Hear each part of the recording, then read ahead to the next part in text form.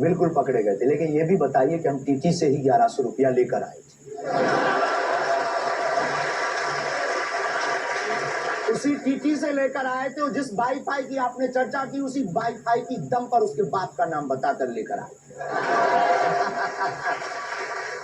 इसी तरह की बातें कह के ऐसे दिखाते हैं जैसे चमत्कार कर दिया, जैसे मेरे ऊपर हनुमान जी की बहुत कृपा हो गई, मैं भविष्यवक्ता हूँ, और फिर जो भोले भाले लोग हैं वो प्रभावित हो जाते हैं। हमने कभी ये नहीं दावा किया कि हम चमत्कारी। आज भी आपकी अदालत में हम कहते हैं कि हम कोई चमत्कारी नहीं है, हम कोई ईश्वर नहीं है, हम कोई महात्मा नहीं है, हम एक आम इंसान है।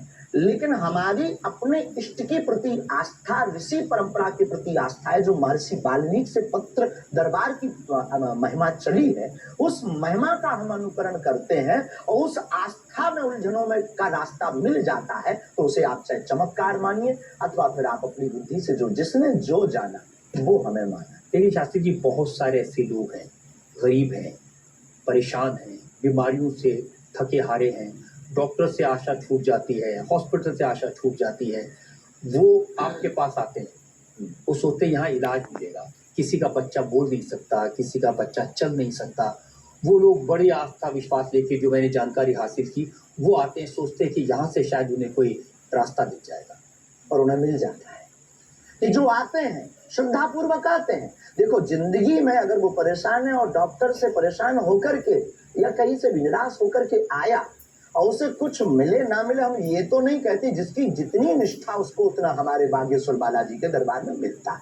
और अगर नहीं मिलता, अगर उसे जीवन जीने की अगर डांडस और साक्तावना मिलती है, तो क्या ये भी कम है?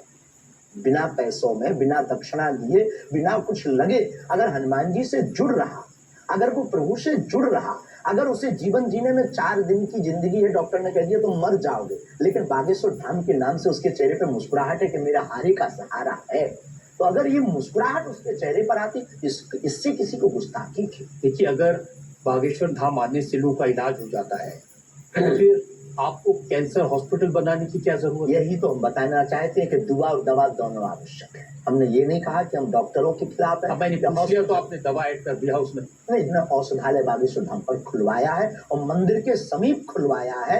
वहां पर ग्राम पंचायत का भवन है, वहां पर आयुर्वेदिक औषधालय है। दुआ और दवा मतलब नीचे दवा है, और वहां ठीक नहीं हुए तो दुआ के लिए चढ़ जाओ मंदिर पर, दोनों काम करेगा। और ये कोई